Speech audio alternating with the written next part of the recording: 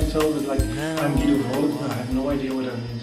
Painting is just a part of the whole, well, I almost said experience, but I mean visually, because I don't make much difference between video, painting, or cartoons or whatever.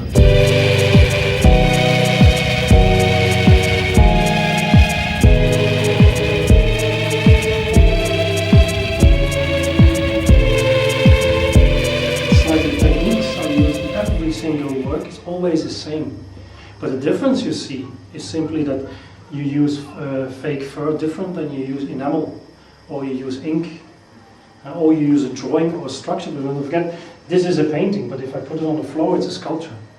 But you cannot make a sculpture this way. So if you use fur to make a sculpture, you have to do it differently. That's actually why the technique is so important. So like if you make a classical painting, you never think about this is canvas and this is oil, because that's obvious. I constantly ask myself, why canvas and why oil? Which comes under the same thing.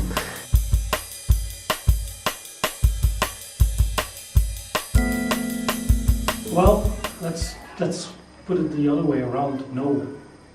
Of course there is. I mean, it's exactly the same as I was saying before, but I wanted that it looks as if it's completely different, because it's like three kind of atmospheres, and I was like, okay, well, let's make three atmospheres. So with what do I make these three atmospheres? Because the link I do is a title, because the work usually already existed, and the location, of course, already exists. So when I was walking around the building, and in hotels, certainly a hotel like this is very boring, except when it's empty. Then it becomes interesting.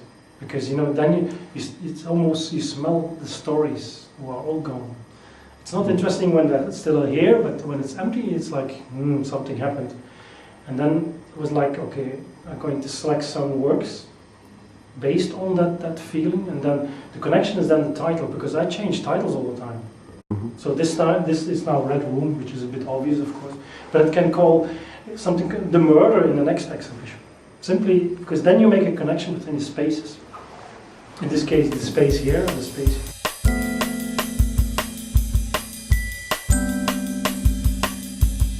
I mean, I try to paint not an individual. Even when I sometimes paint an individual, I try to paint him as less individual as I can, because the more I make him, like a space instead of a person, the more you can identify with it. Because if you look at the paintings, you can see that it's urban. In this case, it's urban, but the figure itself is 2D. It's actually not there. It's like a hole in the painting, and I want that hole that you go in, because basically you could say that my work is about absence. It's not what I show that is important, but it's what I don't show. It's like I only show the surface of things, and the absence of things is what we call death, or life, or love, of things that are behind you, or the things you are afraid of. And that's what my work, or at least what I think or try to show. I don't know if that works, but that is it. And that is a bit weird, because a lot of reaction on the work is, I like the work, but I don't want it on my wall, because it's doing something I don't want to know. I mean, I don't want to know that if I'm happy today, I die tomorrow.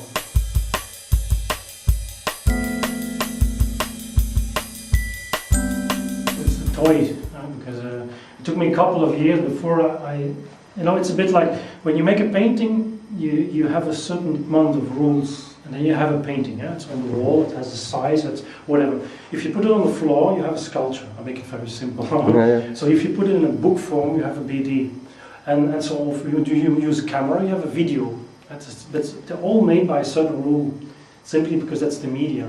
It's the same thing with the sculptures. It's like, it took me a while to find out that toys are a rule too.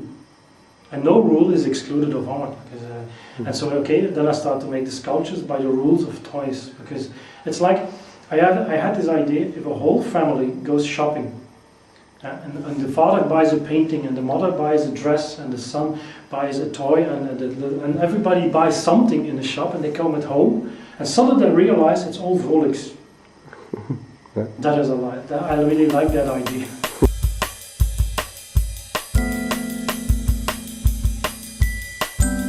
Absolutely. For me, that was, I walked out of the art world in '97, physically in more than one meaning. And I started then, after a while, with the computer or internet or all the things that are connected. That's the reason why I made my site myself. You know, my last show was a lot of people on the opening, so you talk then about, I think, 200 people. Let's say there were 400 people who come in 2 weeks. I have that easily in one day on my site. So.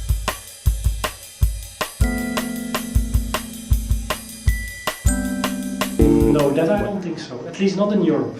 I mean, nobody buys art through internet. That's maybe Americans do that with names they know, but in Europe I don't. But what I do have is a lot of communication, and this is my preference of communication. Namely, I don't usually have to talk, because I can see that there are hits, or my people are coming every day to my site.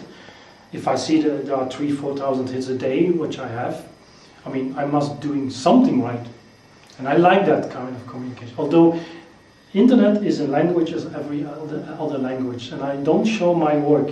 What I do is I use my work to do something that is, I hope, interesting on internet, which is not quite the same.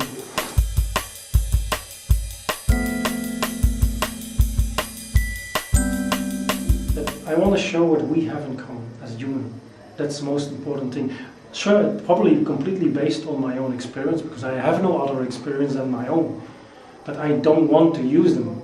I do use them, I know that, but not in the sense that, look, I know what this kind of pain is and you don't, and I'll show it to you. I think that's very arrogant. What do I know? So I try to find out. It's like, imagine I love a Chinese girl and I said to her, I love you, but she only speaks Chinese, so you're not going to get very far. So you have to talk Chinese. Something like that. I don't know if that's a good example.